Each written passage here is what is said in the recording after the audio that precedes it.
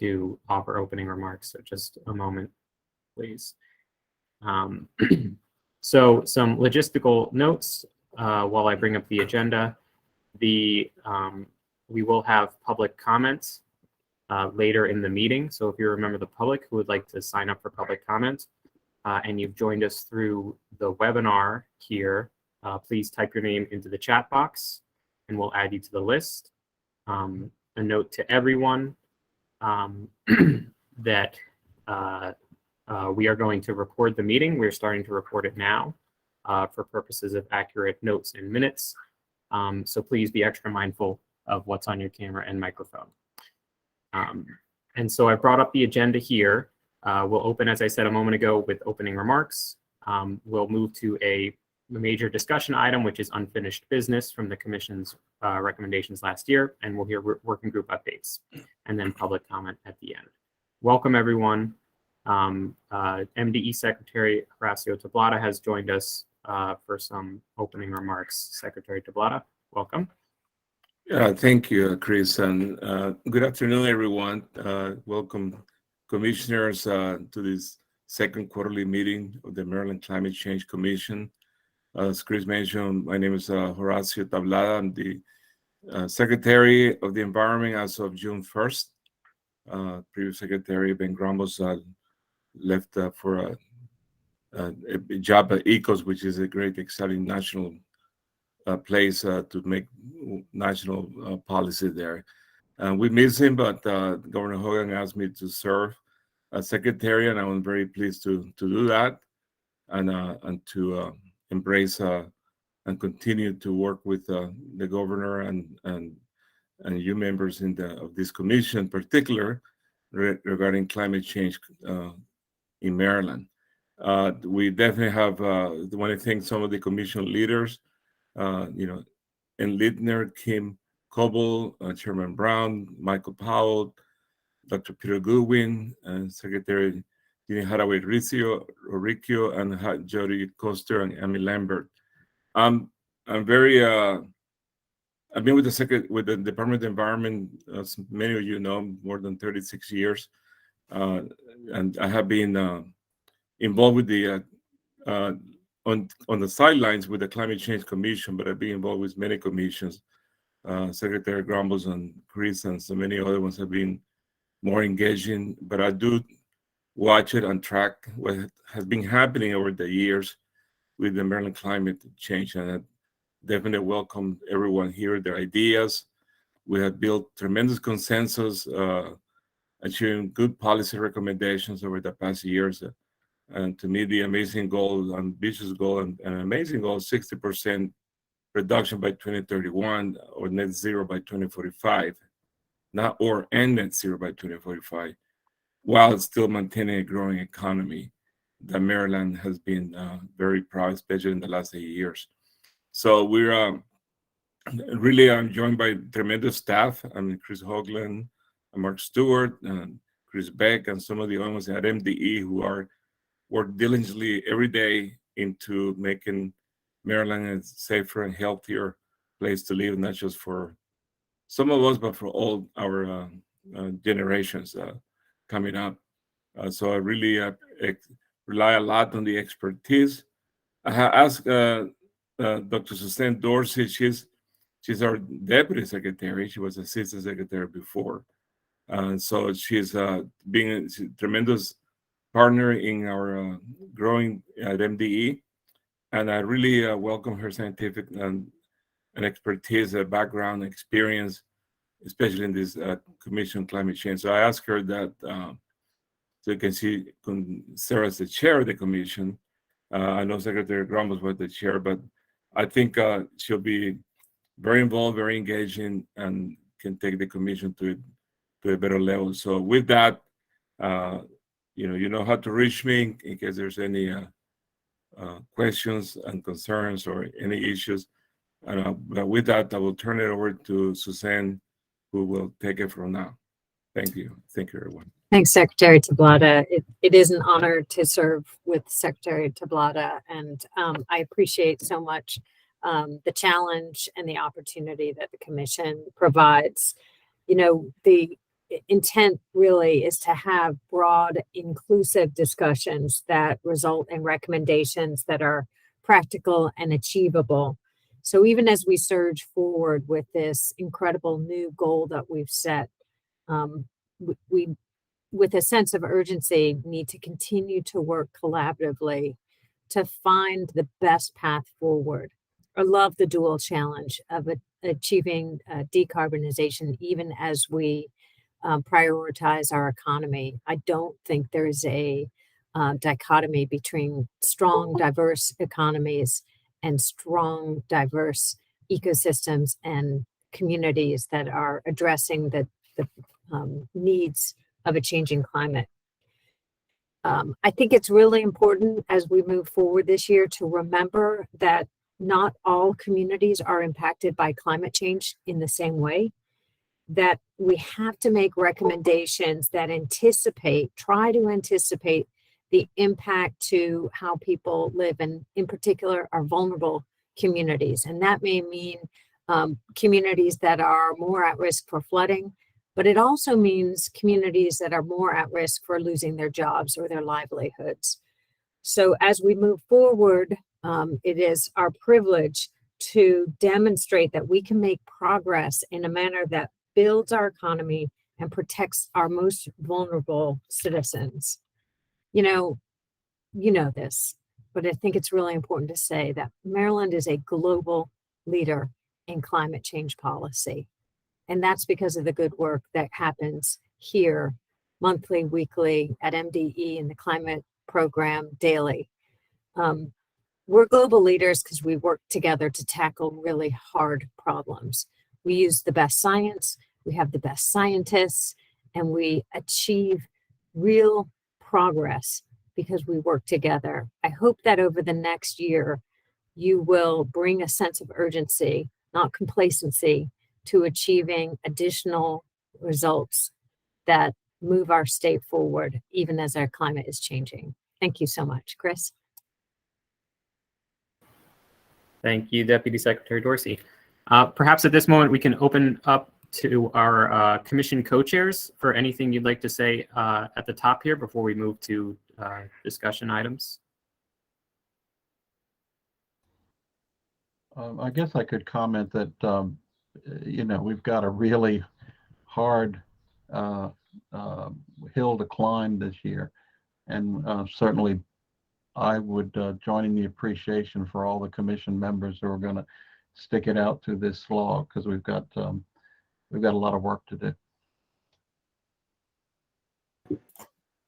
Yeah, Chris, and I'll concur with that. I mean, I think that there's just a ton of work streams that came out of Senate Bill 528, a lot of work that needs to get done to sort of figure out how we're going to transform into a higher electrification within Maryland. And I think, I speak for most of the business community when I say we're excited to get into these discussions, look at them in a way that makes sense for residents, makes sense for businesses, and works for the environment as well. So thanks. And it's great to see everybody, by the way. Thanks so much, Anne. Kim? Yeah, I too want to thank everybody for being here. I feel far more optimistic about our ability to meet the challenge. It's a big one, but we've got a great set of staff at MDE, at the other state agencies, as well as on this commission. And I think coming together, keeping our eye on the ball and moving forward with urgency, we'll get there. Maryland's a great state, and as Suzanne said, we've been a leader and we'll continue to be so. So I look forward to working with everyone. Excellent. Thanks so much, Kim. So then why don't we move to our first discussion item for this meeting, which on the agenda is the item on 2022 priorities and 2021 unfinished business. So we've prepared some slides here just as a discussion aid. These are attached to the calendar invitation and posted on the website. If you'd like to download them onto your screen. And the thrust of this conversation is that we made extraordinary progress in the last year And it's clear that this commission did its job well last year in developing recommendations that found their way into state policy this year, especially through the Climate Solutions Now Act and other legislation this session.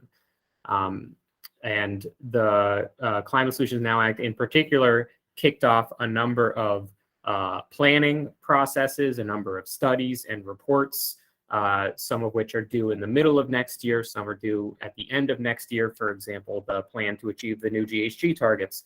MDE owes a draft next June and a final version in December. There will be studies by the PSC on system-wide capability to decarbonize. There will be studies from the Building Codes Administration about all electric buildings. There are a number of reports from the new working groups on topics like other building decarbonization measures, solar panel recycling, just transition, energy industry revitalization, etc. So lots and lots of really important work, planning and research and reports over the next year and a half. In the meantime, this commission already has developed a number of really important recommendations and policy priorities that we haven't taken yet. So the advice from commission support staff here and the steering committee is that the commission can focus on what we already know we need to do now without waiting for these planning processes to play out, right? They're going to be really important in determining our long-term strategy.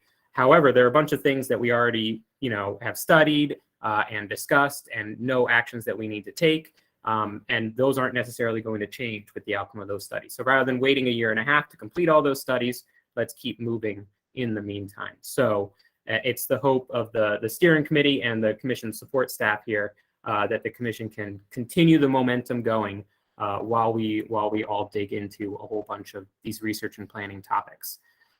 So as a discussion aid, we've prepared this slide deck that takes sort of selected priority recommendations, primarily from last year, but also one or two from the year prior, that require sort of near-term legislative or regulatory or policy changes. And we're going to give sort of an update on their implementation status. Now, it's selected because, as you all know, the commission makes many recommendations every year. Last year, there were 54 of them. We don't have time to talk through all 54, so staff sort of selected some that we thought were particularly high priority. So this presentation is a discussion aid. I'm not going to give a PowerPoint presentation for 45 minutes. I'm going to bring some information up on the screen. We'll go sector by sector. I'll sort of lay out how we've carved these things up, and then we want to open to the floor and see if the commission can sort of identify some direction for the working groups, particularly the mitigation working group and the adaptation and resilience working group, given the nature of the policy recommendations, for where they should focus this year to keep some of these ideas moving forward. So please feel free to unmute and interrupt as these are discussion slides. So we sort of took all of these and kind of divide them into three general categories. One of them is sort of what we're calling established or implementing, which is where, if we made a recommendation to the General Assembly did that recommendation. So the policy decision is made and now it's implementing. For example, for buildings, the commission recommended that the state create a building emission standard, and the Climate Solutions Now Act did that. And MDE is now working on a regulation that we are required to adopt by next June. Then there's another category where it's sort of further study and process, where the commission made a recommendation, and now there's a study or a plan or other process to continue chewing on that. Things like adopting an all-electric construction code, which was one of the commission's recommendations last year. Climate Solutions Now Act sort of handed the Building Codes Administration the job of studying that and making recommendations next year. Also with a clean heat retrofit program, which was meant to be sort of a pretty comprehensive set of measures to retrofit buildings to clean heat. Some elements of that were explicitly incorporated in legislation, like broadening the Empower goal. Other elements are sort of given to a building transition task force. Similar with developing utility transition plans, the bolded part, by the way, on these graphs, in case it wasn't obvious, was the commission recommendation, and then the rest is sort of our status update. The commission recommended that we develop utility transition plans, and so the Public Service Commission, under this year's climate law, is doing a system-wide study, and there are now annual reports due from the electric utilities. And then there are the category where it's sort of like not implemented or or sort of where staff says we may need another nudge to get this going. And so there were certain elements of the building strategy, like retrofitting all low-income households by 2030, achieving 50% heat pump sales share by 2025, offering incentives for all electric new buildings that haven't necessarily been really concretely implemented yet. And those are areas that are sort of ideas that Commission has made and that are still sort of on the table. And then, of course, there was also a recommendation to sunset financial subsidies for fossil fuel appliances. So we've got one of these for, you know, a lot of major sectors. This is the buildings one. And so we'll open the floor now for any discussion among commissioners. Buildings, are there recommendations that the commission would sort of like to sort of re-endorse, reinvigorate, direct the mitigation working group or the new building energy transition task force to take up specifically and prioritizing their work for the rest of this year? Also questions, clarification, welcome as well.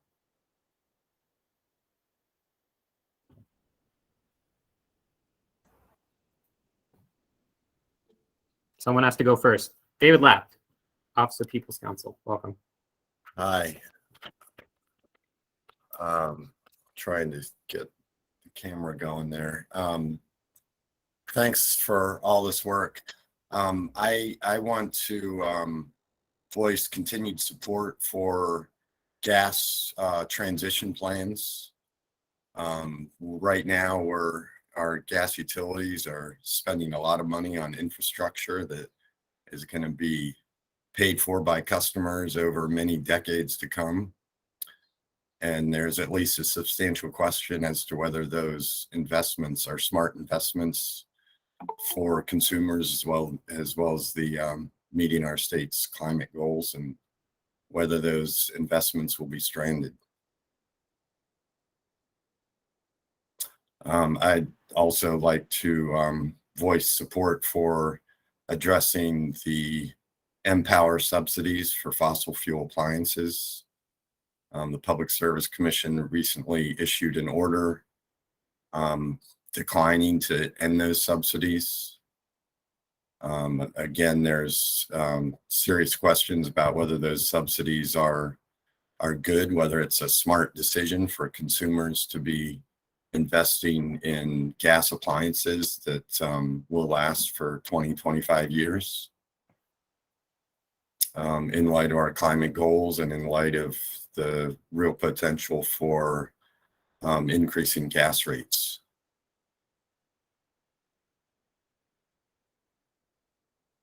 Thanks, Dave. And I'll note the mitigation working group's next meeting is on buildings next month.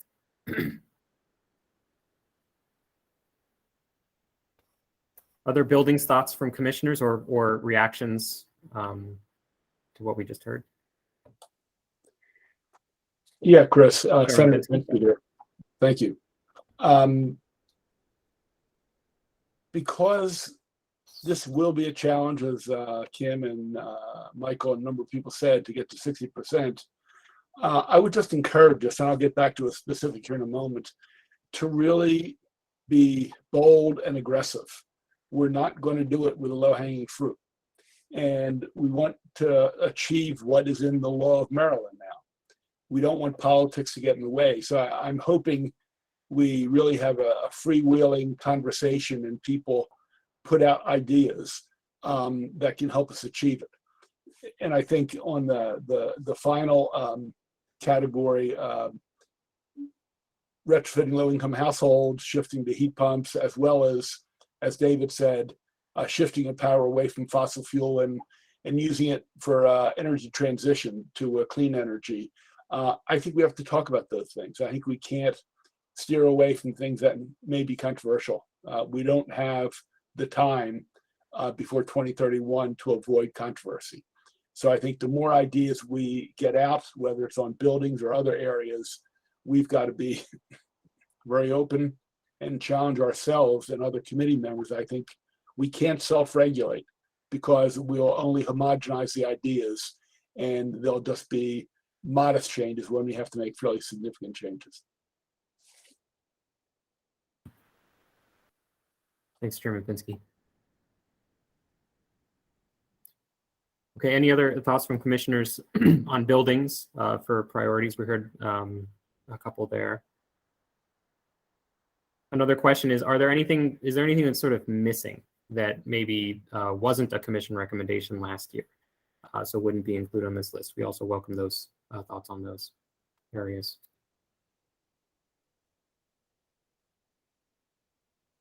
If not, we can keep moving. So there were also transportation related recommendations last year that we've categorized in a similar way. The first was there were multiple recommendations on transit buses and school buses and transitioning them to zero emission by 2040. There were bills that aim to do that, have established sort of mechanisms to do that. And MDOT and school districts are working on those and pursuing federal infrastructure funding to enable that transition. There was a recommendation to expand incentives for zero emission vehicles and charging, and there's the Clean Cars bill this year. Renewed incentives for vehicle purchases and devoted some resources to charging infrastructure. One thing that the mitigation working group has noted and flagged is that the pace of zero emission vehicle deployment is below our goals. And the funding we have available is not at the same scale that is required to achieve our goals.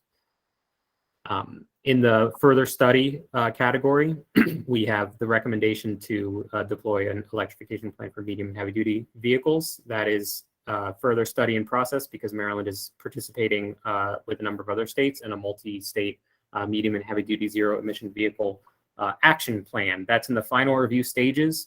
It went out for public review earlier in the spring, and we are hoping to release a final version with the other states shortly this summer. And then after that, it sort of will be time to talk about specific state actions.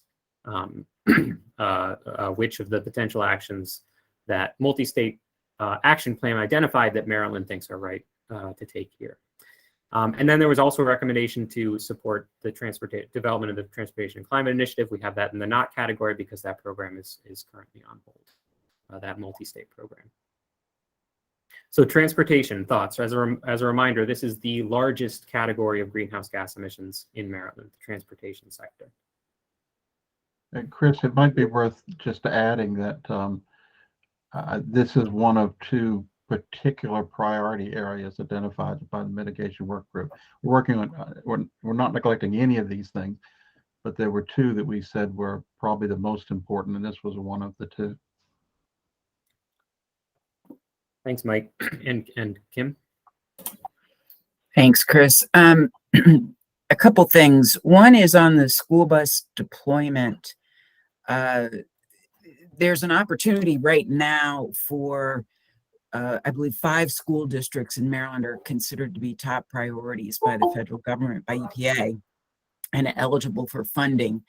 And we need to encourage those school districts to apply for this money. And I think that this is a great role for the commission.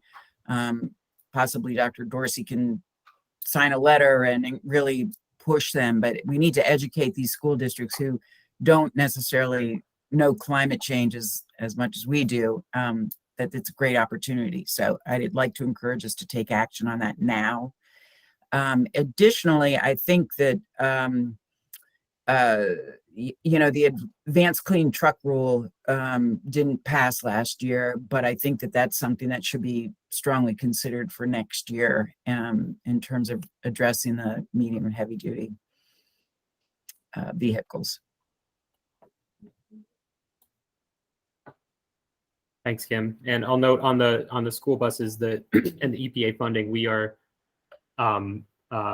providing some technical assistance to some school districts in pursuing those funds from EPA. And you're very right that the state needs to help the counties and the school districts make sure they get their applications in, and we support them, and that they have everything they need to take advantage of those federal funds in the infrastructure bill. And a programming note that I was supposed to say at the beginning, a couple of commissioners have requested that we have a commission meeting on infrastructure funding and how the state's taking advantage of that. We haven't lost sight of that. That's we're hoping to put that together for the next meeting of this this group. A question, Chris. So do I understand that MDOT will be the lead agency and not MDE in pursuing those funds for from the infrastructure bill for school bus replacement?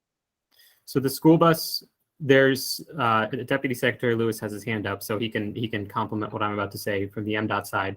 The school bus grant is through EPA. It's, I believe, $5 billion EPA has. And so we're leaning on our relationship with EPA to help coordinate with the school districts, but MDOT is absolutely part of that conversation as well. I don't know, Deputy Secretary Lewis, you've had your hand up, so this may be. Yeah, I would agree with that, Chris. You know, depending on the grant program and the agency the money is flowing through, there may be different state agencies which are the lead, but we're all working as a team between MDE, MDOT, MEA, DGS, and other state agencies, Maryland Department of Planning, and how we collaborate to make sure we submit the best plans to allow us to maximize the funding that Maryland gets. I was going to talk more specifically about the expanding incentives for ZEVs and charging. You know, it's very fortuitous that as part of the IIJA, the National Electric Vehicle Infrastructure Program, NEVI, is providing Maryland $60 million in formula funds over the next 5 years, which is going to go a long way toward building out EV recharging infrastructure along our alternative fuel corridors. Obviously, I think Chris mentioned the importance of medium and heavy duty trucks as we move forward as well. But getting that light duty vehicle and medium duty vehicle infrastructure built along our corridors is going to go a long way to helping citizens feel more comfortable buying electric vehicles. The other factor that we're dealing with right now, and we'll have to see how long it lasts, is that the higher unfortunate, gasoline prices are making the value proposition of operating an EV in terms of the fuel costs very, very positive. We would wish that we didn't have to have high fuel prices like we have, but it has been a positive for EVs. We just need to work with the manufacturers to make sure we have those models for sale here in Maryland, so folks can buy them, as we continue to build out the infrastructure. And obviously, we'll have to work on what type of actual vehicle incentives we want to have moving forward.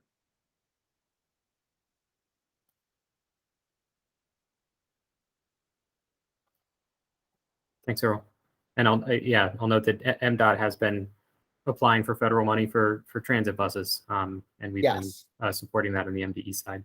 Yes, but both for the airport and as for MTA. And obviously, we know many of the counties, municipalities have also been applying for grants and funding primarily battery electric buses to the date. That's right. And sort of previewing a bit more of that infrastructure conversation we'll have is that the federal infrastructure law funding is enormously helpful in getting that started. But of course, it is not the full solution, right? That even $5 billion for school buses sounds like a lot, but that's nationwide. So that's actually not enough for all of the electric school buses that we need. So that'll get us some of the way there, but there's absolutely necessary that the state through this commission continue to push that and help find resources and mechanisms for the school districts and other heavy operators. Yeah, sorry. They're going to be a lot of discretionary grant programs where there's actually billions of dollars available nationwide that we want to be prepared to put in applications to get major projects done here in Maryland. I think there's $2.5 billion just for NEVI between the corridor and the community discretionary grant programs, of which the guidance we're not going to get till mid-fall. Thanks, Earl. And so Dave, I'm going to repeat back some of what we heard just now, and then call on you. So we heard, the need to continue to make sure we get all of the federal funding that we can in transportation, but also that we continue to look at other state measures. Kim mentioned regulatory advanced clean trucks rule. So these are ideas that the mitigation working group will continue to chew on. Thanks, Dave Lapp. Yeah, just on IIJA funding, sort of go back to buildings for a second. The IIJA makes potentially very significant amounts of money available for electric infrastructure. We have asked the Public Service Commission to have an open, transparent proceeding to provide input and to learn what's going on. That our request is still pending before the commission. The utilities have opposed that, but our goal is to make sure that the public, and including this commission, can have input and information about that money. The dollars that are available through the grant funding are substitutes for ratepayer dollars, and thus can help keep rates low, can help address some of the low income issues in the transition. But we need to have an open process so that we can be sure that those dollars are maximized.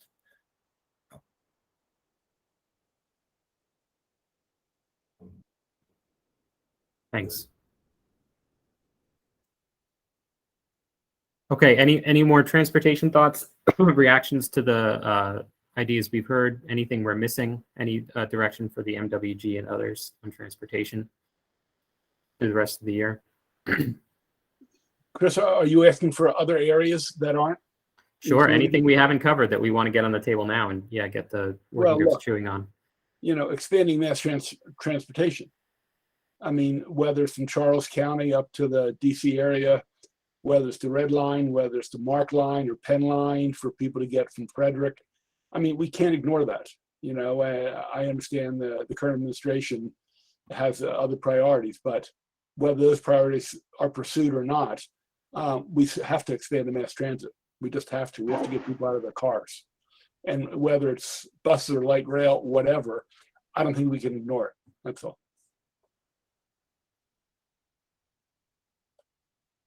Thanks.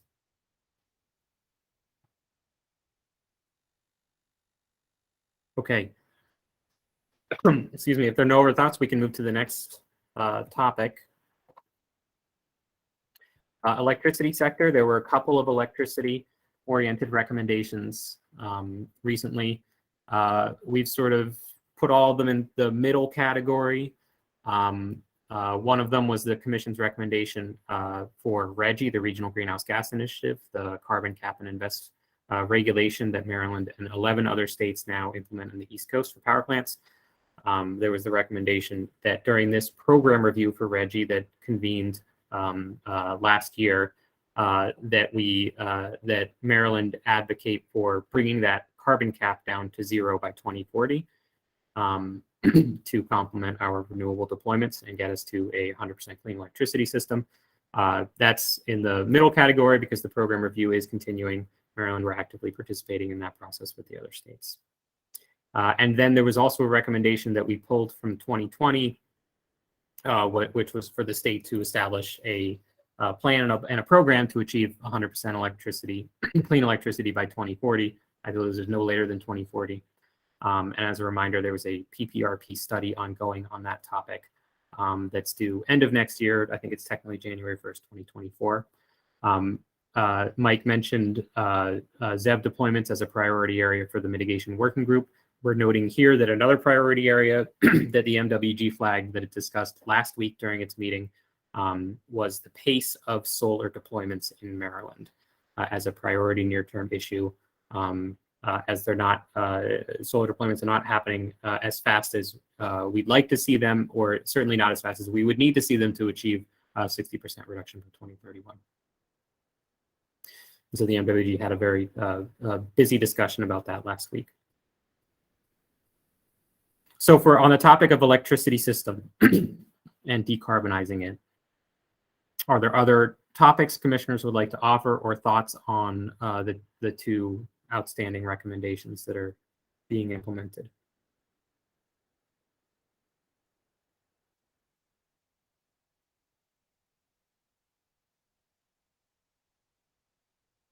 Okay, it's okay if not. And we got a question in the chat about mass transportation. So we heard that from Chairman Pinsky as an item for the mitigation working group to discuss. The transportation meeting for the mitigation working group have one on the agenda in late summer, early fall, I believe. Mike, as an MWG co-chair, are you raising your hand to field that question? Yeah, I was just going to mention that though the slide didn't mention it, we did have discussions about mass transit. I apologize for the schnauzer in the background. But in particular, we've looked at the mass transit issue from the environmental justice standpoint. Because obviously, if we're offering incentives for zero emission vehicles, it's hard to structure that program in a way that meets our environmental justice obligations. So that's an additional reason that we need to look at mass transit. I'll also add, in terms of getting people out of their cars, travel demand management is going to be an important funding priority also, to have various ways to incentivize folks to have alternatives, whether that is employers that fund van pools, or whether that is being able to incentivize telework so you prevent the trip altogether. And obviously Senator Pinsky's discussion about folks being able to ride more mass transit, whether that's buses or trains, to get their destinations. That's also very important.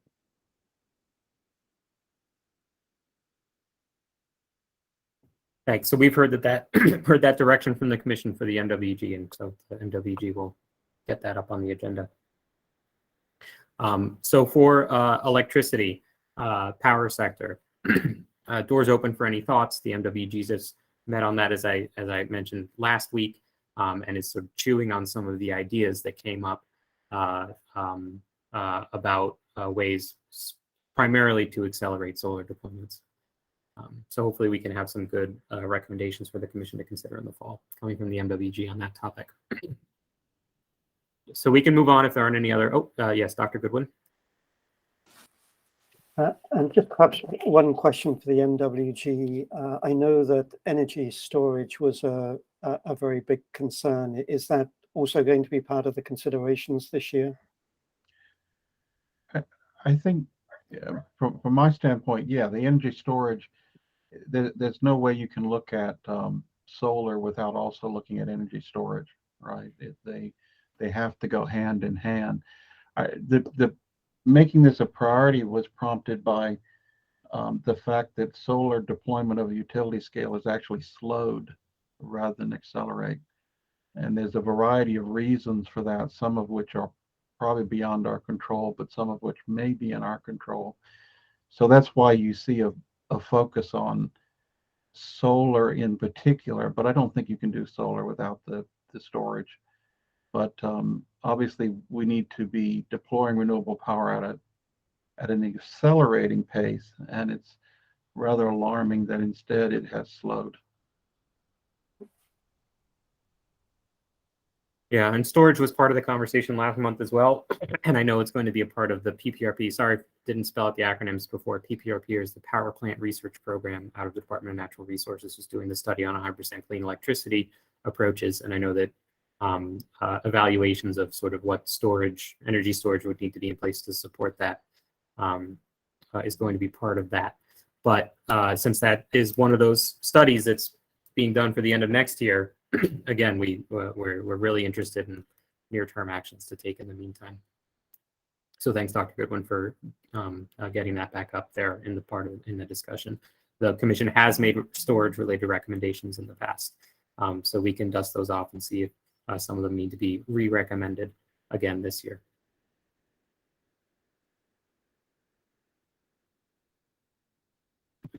Okay, so we can move to I believe this is our final category, adaptation resilience. Most of the prior categories have been about mitigation rather than resilience, but there were strong recommendations related to adaptation last year. We've flagged a couple of here.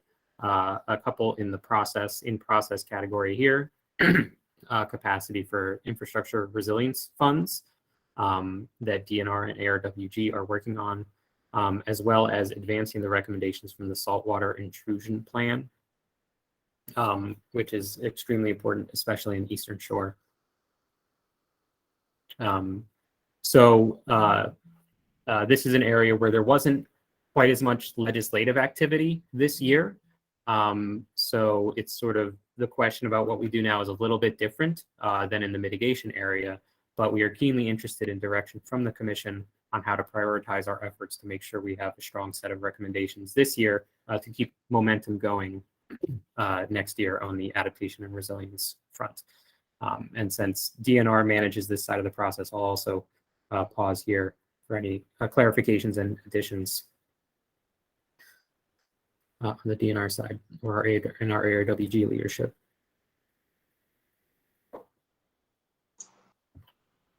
Thank you, Chris. I think you have summarized it very well. And just also provide a shout out to our friends at Maryland Department of Planning who have been real leaders on the saltwater intrusion plan. We've been working very closely with them on that. Thanks so much. Okay, and so we will hear a little bit more about this also when we get to working group updates.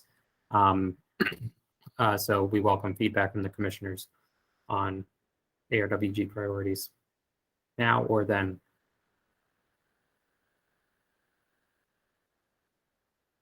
Okay, so if there are no more comments on that, that sort of concludes our status report on recent recommendations. Thanks everyone for the additional ideas and direction. If there are any other sort of closing thoughts on any of the topics, we can entertain that now before we move to the next item on the agenda.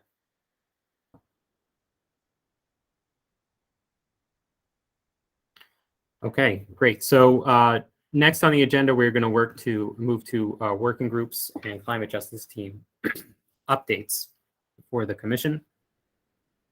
And it looks like we're going in kind of reverse alphabetical order on the agenda, starting with the scientific and technical working group. Dr. Goodwin. Yeah, thanks, Chris. And I'll just give a brief overview. First of all, just by way of background, the University of Maryland hosted the American Society of Ecological Engineering national meeting last week. And in the introductory panel, they invited a series of NGOs from Maryland just to talk about some of the things that were going on. And I just highlight that the commission got mentioned and several others. So it was really an endorsement about how well coordinated the state is on several of these issues. The second thing is an update. If you recall, Maryland's Sea Grant instituted last year a new science policy fellows program, and 2 of those fellows were appointed to support the various activities of the commission, Dr. Rachel Lamb and Dr. Tasu Makuria. And I'm pleased to announce that both of those people are now moving on and taking positions in state agencies. So they clearly enjoyed their experience with us. So for STWG, the big things that are going on, we're awaiting the Ipcc 6th assessment report. This is the final summary report that currently is scheduled to come out in early September. So we hope that that will be released in time for the draft annual report of the MCCC. And of course, looking back from the outcomes of several of our earlier meetings, the 3 main working group reports, we've already reported on those, but it's going to be very interesting to see how the Ipcc integrates those various aspects into their final summary of the state of the global climate and their recommendations. A couple of other outcomes. Dr. Makuria has just finished the literature review for MWG's working group that's looking at woody biomass. So that's moving ahead. The work on the blue carbon workshops, and a call out here to DNR and Secretary Riccio and her team. Those workshops have now been completed. There's a paper that the science fellows are working on that summarize some of the outcomes of those activities. And DNR have recorded those various workshops and presentations. And of course, blue carbon, it's one of these win-win-win activities if we can really do that at scale around the coastal bays and Chesapeake Bay.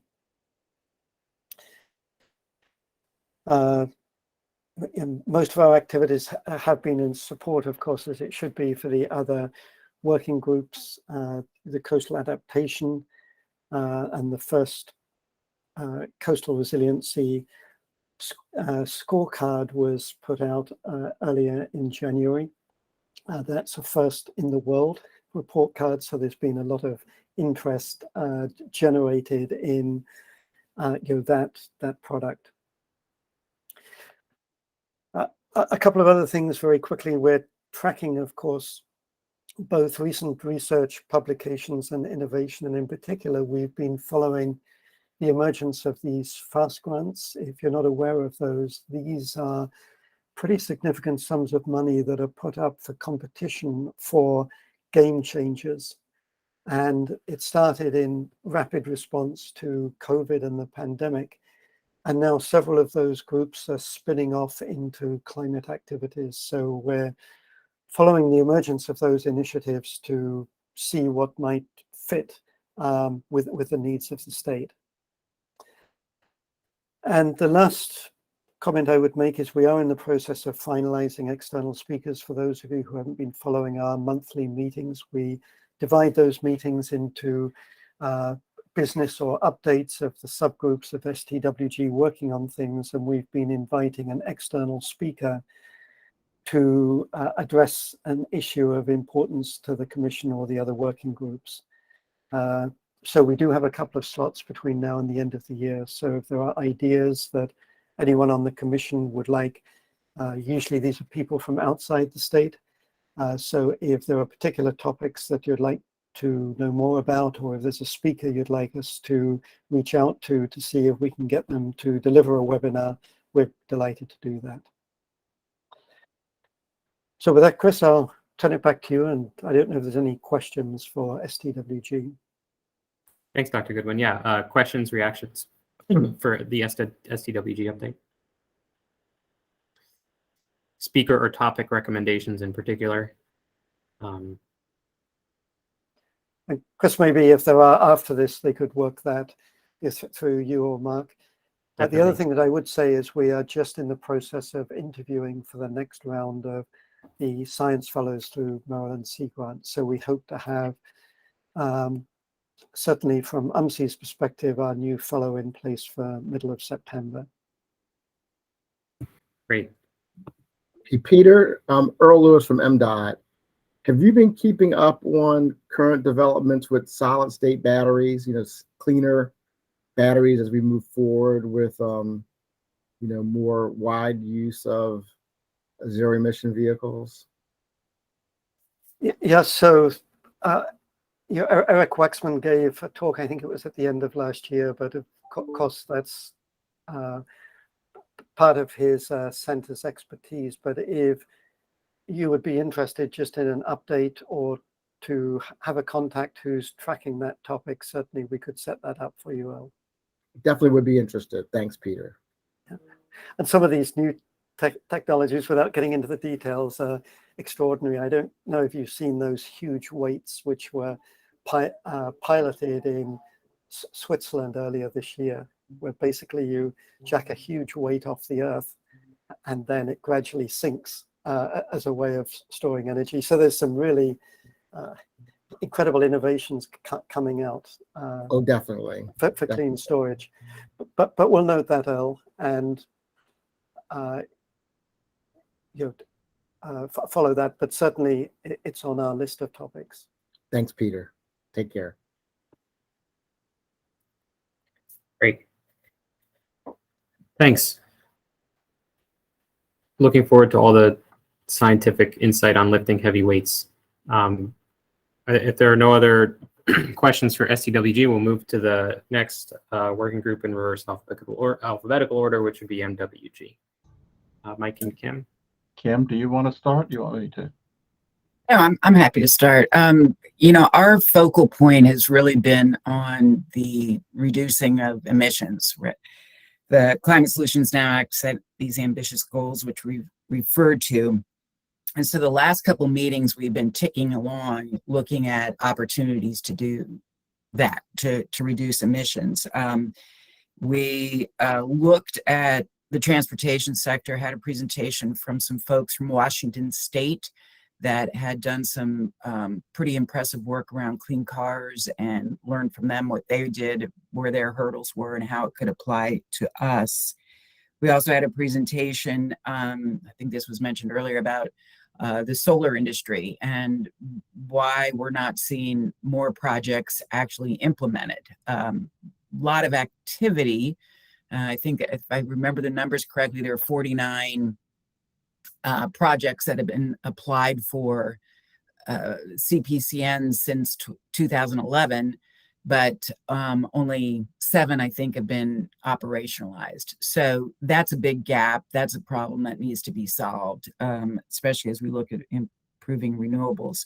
We also had a presentation on nuclear energy and what role that can and will play in Maryland's meeting its goal. So that's was a very informative conversation. We were briefed on the study that the PPRP is doing around the renewable portfolio standard and 100% clean energy. They're on track. They're conducting models and are on track to meet the goal to have that study done by 2024. Hopefully have some preliminary information out in 2023. So looking kind of under every rock and in every opportunity to reduce emissions, and we're just going down the list looking for opportunities to really seize those. So Mike, what did I miss? No, I think that was pretty coverage. Just a couple comments on why those 2 items were priorities, which I think Kim did cover. On the transportation, we're looking at all kinds of transportation. We're not looking only at transportation, but if you look at the inventory, light duty vehicles is the single largest piece of our greenhouse gas emissions. And so there's no way that we can reach the 60% goal without significant cuts in light duty vehicles. In addition, the average vehicle sold today is on the road for 12 years, which means considerably more than half of the vehicles sold this year will still be on the road when we reach the 2031 deadline, which suggests that urgency has to be a real focus on light duty vehicles. Otherwise, whatever changes to zero emission vehicles we do will come too late for the deadline. I don't want to fail to mention that there has been significant growth in zero emission vehicles. We've more than doubled the number on the roads, but doubling means going from around 2% of the vehicles to somewhere in the neighborhood of 5%. So that's why transportation and moving away from light duty vehicle, gasoline powered vehicles is a priority. Similarly, on the solar system, as Kim noted, things have slowed and we've got very few projects making it through to operational. And that's really sort of a foundational issue for the whole plan. If you look at everything else in the plan, it's to move to electrification, to move off of fossil fuels and onto electrification. But that assumes that the electricity is not being generated by fossil fuels. And between the imports and the natural gas plants in the state, we still got a lot of electricity being generated by fossil fuels. So for the whole plan to work, we have to have some way where we're moving toward renewable fuels or renewable power more quickly. So that's sort of the reason why those 2 were selected as the most priority, but not the only things we're going to be looking at, but just 2 particularly urgent matters. And I forgot to mention too, Chris, that by law that we need to go back and reassess the manufacturing industry. They were exempted from the GGRA, and this is the year that we're reassessing that and looking and seeing if there's opportunities there for emission reductions that need to be looked at. So that study is currently underway and should have results out this fall. Thanks very much, Kim and Mike. From the rest of the commission, questions, thoughts for the MWG? Yes, Chairman Pinsky. Yeah, thank you, Chris. You know, the solar placement, solar panels have been mentioned 2 or 3 times already. And I'm told at the last mitigation group, PPRP said part of the reason was because of local obstacles. Well, the courts have already ruled on this issue, and the state has the ultimate authority, not the locals. And I think if there's one area we can't allow foot dragging, it's in getting some of these projects approved. They've got federal approval. We're just waiting for the reports from the PPRP to go to PSC and get them approved. And I, you know, we had to pass another law to say we really mean it either a year or 2 ago about setting a very strict timeline. So, you know, I'm just hoping they don't spend so much time on the report and don't get these reviews and proposals to the PSC, because it's been too damn long. It's been like 3 years. Some are longer, and we have to move forward. And we understand some local commissioners might not be happy, but if the project is there, the property is there, all the facilities are there, and it fits all the other criteria, we need to move forward. We can't let people remain obstacles in this move forward.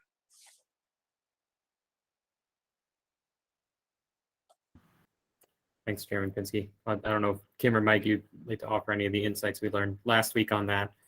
No, I think the chairman is right. I think sometimes the delay can occur even despite the exemption. I mean, the example that I used in the discussion was the Dan's Mountain Wind Farm, which thanks to the action of the legislature, the PSC says was not something that required a permit from PSC, and the local jurisdiction approved it.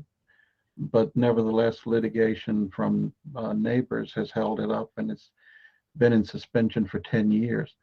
So I completely agree with Senator Pinsky, but I also think there may be issues that we need to look at further.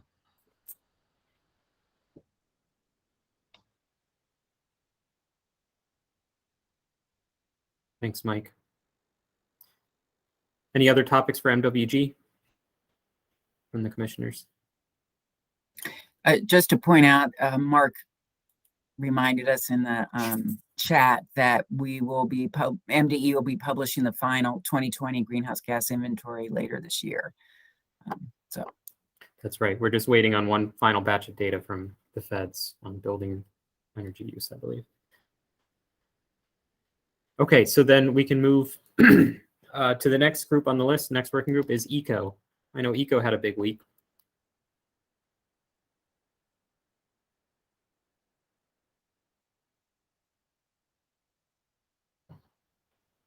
Where are we? Do we lose him? Should we come back to ECO?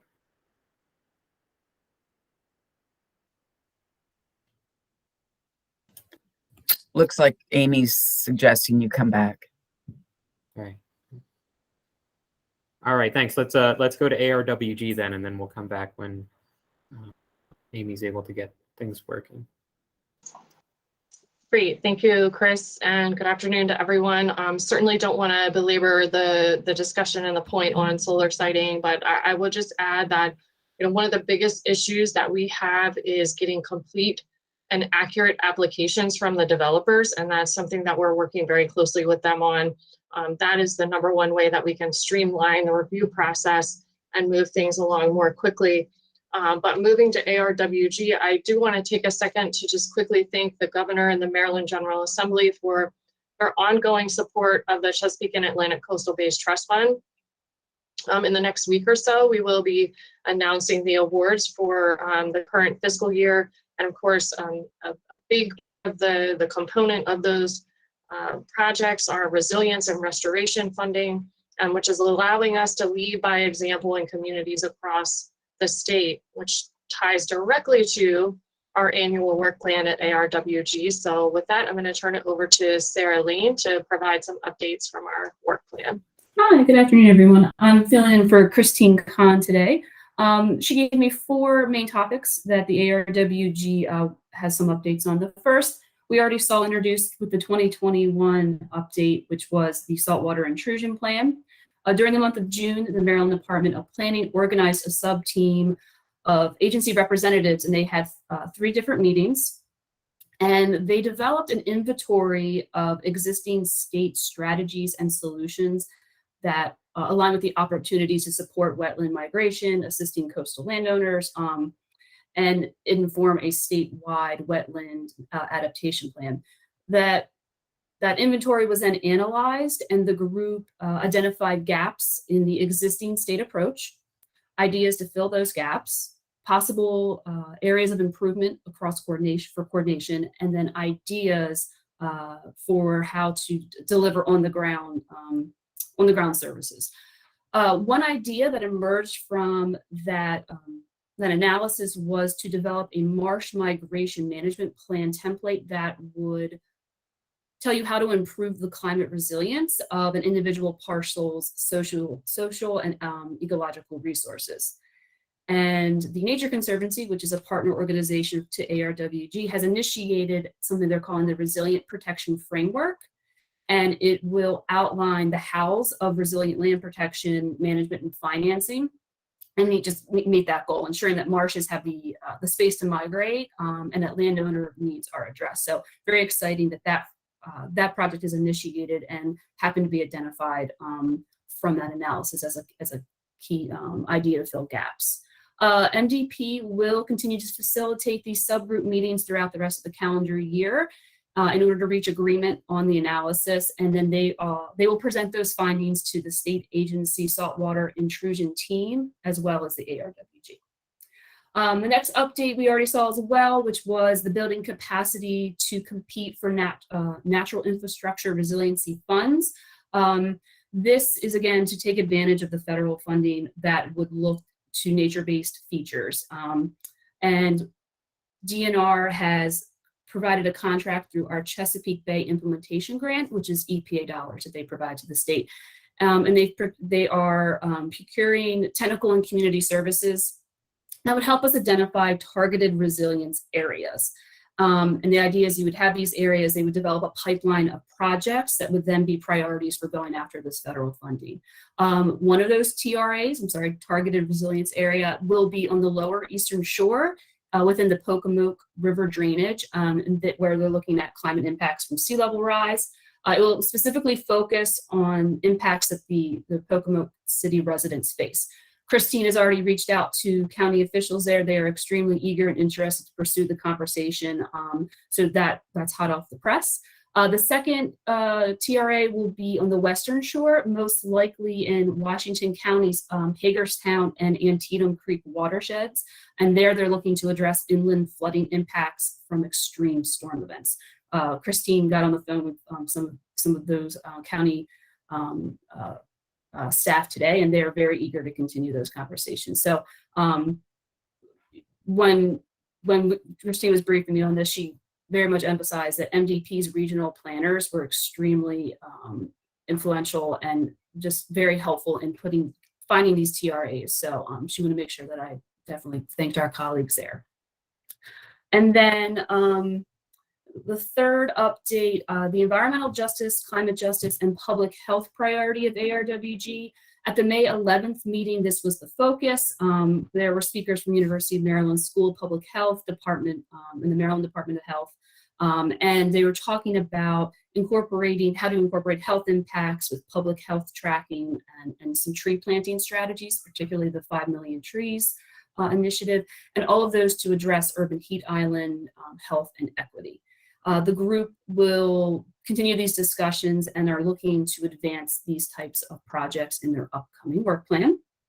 And then finally, the draft Maryland Climate Adaptation and Resiliency Framework that was produced by the University of Virginia, That was finalized and presented to the work group at their February 9th meeting, and a subgroup has been established to prioritize those recommendations and then start outlining implementation strategies for the framework.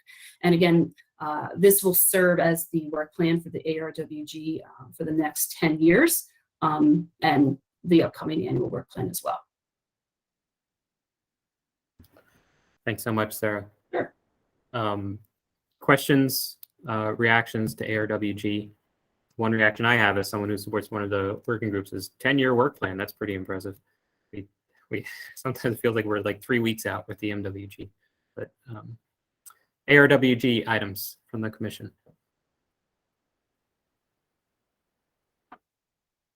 Okay, so let's circle back and see if we're able to talk eco. Amy, I think see I'm you good. back. Yep. Great. Sorry about that technical glitch. So ECO's been very busy. Our last meeting was held on June 15th and included a presentation from Chaz Eby, the Deputy Executive Director of the Maryland Department of Emergency Management, and he discussed their new Resiliency office.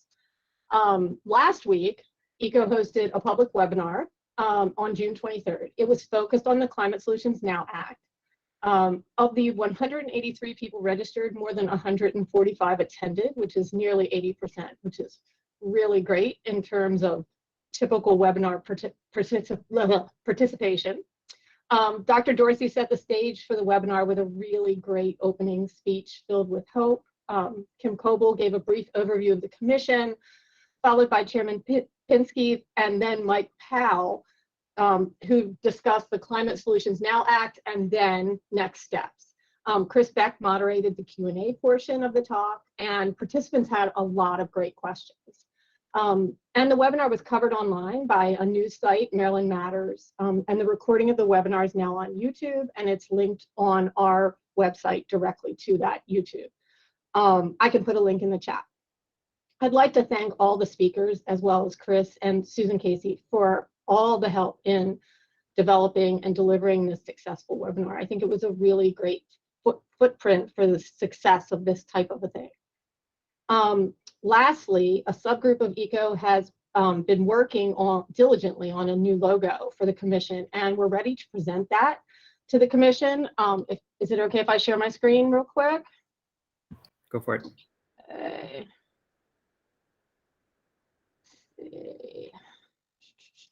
Very quickly. It's catching up. Great. So this is our proposed branding for the commission. This has been reviewed by the steering committee, and basically we've used Maryland state colors and added a green to represent the focus on climate change. Unless there are any objections from the commission, our next steps will be to create a detailed branding document and share these logo files as well as new letterhead and PowerPoint templates with all of the commission members and working group members. So feel free to send me any comments or concerns, and I will stop sharing. And that's it for the report from ECO. Thanks, Amy. Questions, reactions to the ECO update? Great, we got one vote for the logo. Thank you, your co-chair, Charmaine Brown. Thanks, Chris. Thanks. Okay, so Deputy Secretary Dorsey, I believe that can take us to public comment. Oh, not hearing you, Suzanne. Oh, sorry. Yeah, you're right. I missed the CJ team update. Thank you. Yeah, you did, didn't you? And we were just hearing from you about the logo. I know, Sorry. I know. That was your Charmaine. sign. That's okay. Well, good afternoon, everyone. Thank you all, for the opportunity to update you on what the CJ team has been up to. And before I start, I would like to welcome our new Secretary Telbada. I'm looking forward to meeting you and working with you and the rest of the team. So just to level set, the CJ team is not the execution arm to actually implement the recommendations, or I should say the considerations that we have for the working groups. So while we are applying the equity lens to the work plans, while we seek to ensure that those who get hurt first are considered, we are actually not the ones carrying out the work, and we recognize that, right? And so we are well represented. We have a very diverse group of leaders and experts that are liaison, and they engage with each of the work group leaders. And so what we've done is we've spent a great bit of time actually going through each of the work group plans. And we actually last week had a 2-hour work session where we came together as a group and walked through each plan and asked the question in terms of what's missing, what are the considerations when you think about the populations who are further from the norm, who are resource constrained, and who tend to be the most vulnerable. And so we came up with a very comprehensive list of questions and comments that we will be bringing back to each of the work group leaders to talk through. And again, keeping in mind that we are not actually making any recommendations, but we are really thinking about folks who are more at risk, if you will, communities that are more at risk. And so you will see things like, now we're very mindful that we don't want to label communities as EJ communities, but just as we're targeting for resiliency and targeting different things, we also want to target communities in terms of solutions that need the help the most. And so we're not labeling, but you will see in some of the things that we're asking the work groups to consider a very pointed focus on, you know, Black, Indigenous, low income, and again, communities who are under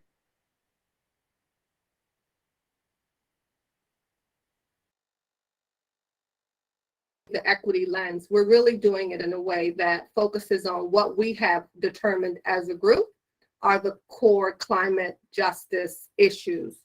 And so will come as no surprise to this group, but heat, obviously, extreme weather, flooding, air quality, and then the impact on the health and in some cases, the livelihoods of these communities that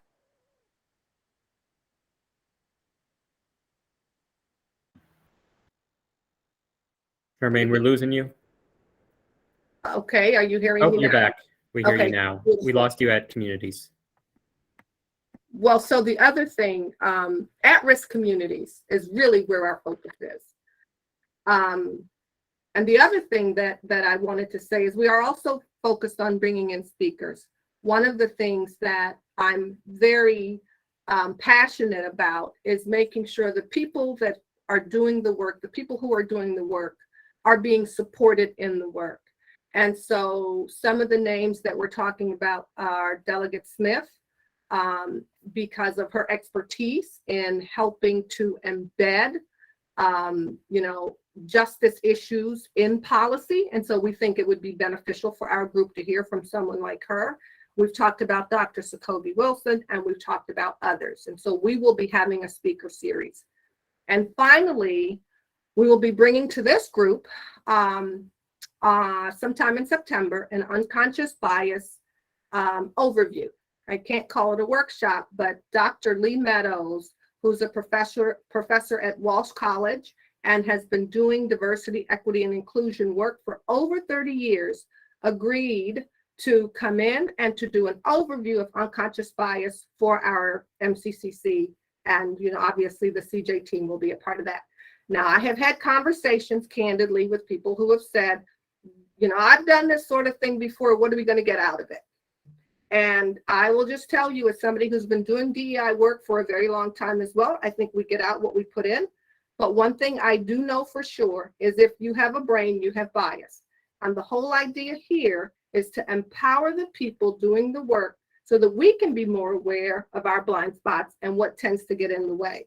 So this is what we hope to achieve by bringing everybody together and having this conversation that helps us as leaders doing this very critical and important work to understand what could get in the way, what might be missing in our decision making. That's going to happen in September. And in 2023, we hope to have a real workshop, hopefully in person, probably a half day where we go a lot deeper. So I think that's it for CJ. Dr. Dorsey, who's been extremely involved. If I forgot anything that you think is worthy of mention, please keep me honest. No, I think you covered it. Thank you.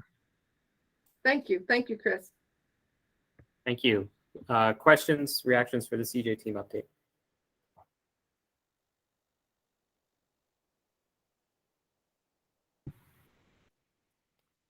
Okay. I guess Yep, one we got it. question I would have, Chris, related to maybe some value that CJ team might be able to assist with is that, obviously we're putting together the statewide deployment plan, the NEVI grant program. And part of that program involves, making sure that we take various equity issues involved in that rollout. So it might be a good idea for us to have a discussion with you in terms of, how we're going about that, just to get pointers and input from the group tied to the Maryland Commission on Climate Change, because obviously a big part of the initiative ties to moving forward with something that's going to help the state with its climate change goals, which, as we know, are aggressive. But at the same time, we want to make sure that we have a plan that doesn't end up creating an infrastructure network like happened with broadband, that we leave areas behind. We don't want to do that. So just to sort of like bounce off what we've done to make sure that we don't do that in terms of how we roll out this plan.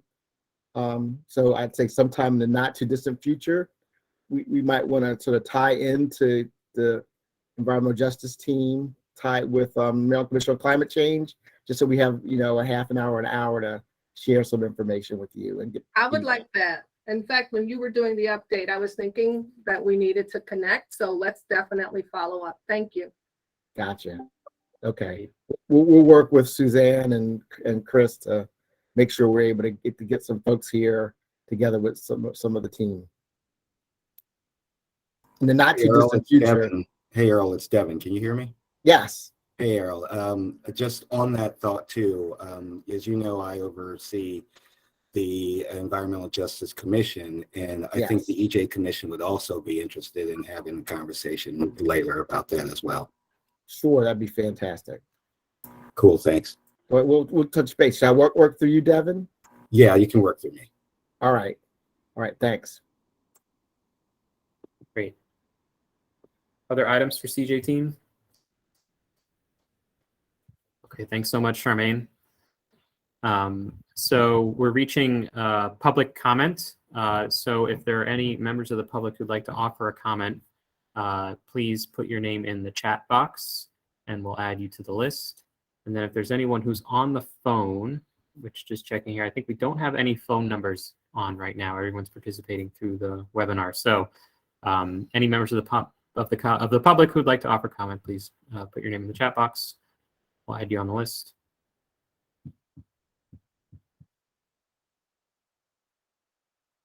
Thanks, Mr. Silva.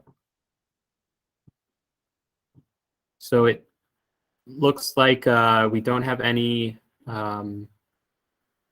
signed up for public comment, so we can then move to other business. Just double checking that in the chat log. Okay, so why don't we move to other business? Starting with our chair. Do we have any other business, Chair Dorsey, you'd like to suggest before we open up to the broader group? I have none. I'd love to open it up to the broader group. Yes, Secretary Tablata. I failed to mention, I don't know if this commission already is aware of, but Devon Dodson that just spoke, he's Assistant Secretary at MDE. And with the leadership changes at MDE on June 1, me becoming Secretary, Assistant Deputy Secretary, Bobby James and Devon Dawson became assistant secretaries. They both have been known as senior advisors, and they both became assistant secretaries. So I want to mention that regarding Devon. Thank you. Thanks, HT, and congratulations, Devin. Any other business from any of our commissioners? Okay, then I'll suggest we close with just a quick look ahead. So the next scheduled meeting of the Climate Commission is September 27th. That'll be our next quarterly meeting, 3 months from now. Some of the live items that we're discussing for that meeting, as we mentioned earlier, are infrastructure, federal infrastructure bill, coordination statewide. We also will be bringing perhaps an update, perhaps a discussion. We'll see what's necessary to the commission about how we're standing up the 4 new working groups that the Climate Solutions Now Act established for this commission. We're doubling the number of working groups.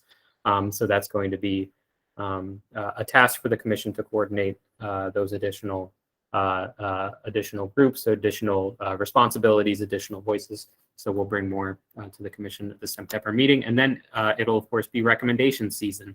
So we have tentatively scheduled a 5th meeting with you all to have an initial recommendations discussion before the November meeting when we approve the annual report, anticipating that, like in prior years, we'll need some more discussion time for recommendations before you all are looking at a report containing recommendations for approval. So just FYI, you should have seen some hold on your calendars for a tentative 5th meeting of the year as the working groups work toward recommendations for the commission to consider in the fall. Okay, then with that, we've made it through the agenda. Thanks so much, everyone. Secretary and Deputy Secretary Dorsey, we can conclude or adjourn, Yeah. I suppose. Let's adjourn to public comment. I think we didn't have any this time. I thought I saw Mr. Silva. No? Jeff, did I misinterpret your notes there? He's left. He's left, yeah. Okay. I'm surprised. But yes, I moved to adjourn the meeting. Thank you. Yep. Thank you all. Take Have a care, good one. everybody. Bye-bye. Have safe 4th. Thank You you. too. Thank you, Chris. Appreciate it.